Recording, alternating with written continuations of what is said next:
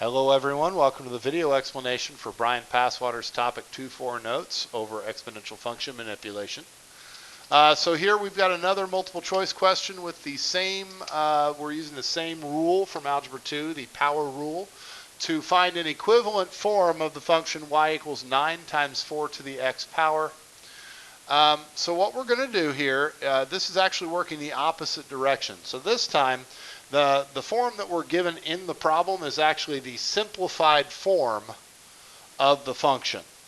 Now what we need to understand is that the only part of the function that we can manipulate is the part that has the exponent, okay?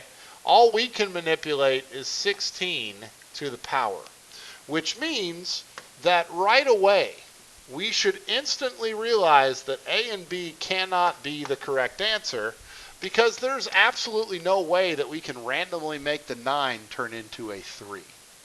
Okay, now if we do carry out the manipulation here, we'd break the 1/2 off from the x, and then 1/2, remember that is the square root of 16, which would be 3 times 4 to the x. Well, that's not the right answer.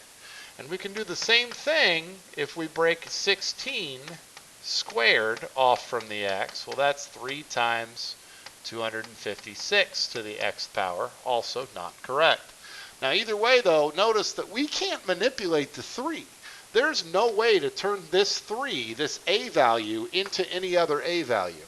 So if you see a multiple choice question like this, the a value in the problem, the 9, has to match the a value in the answer. There's no way to manipulate that value. At least not in the direction we're going here, okay? So then the other two here, again, we're kind of leave that 9 alone, and we're going to do kind of the same thing we did up above. So 16 to the 1/2 power will get broken off from x. 16 squared will get broken off from x.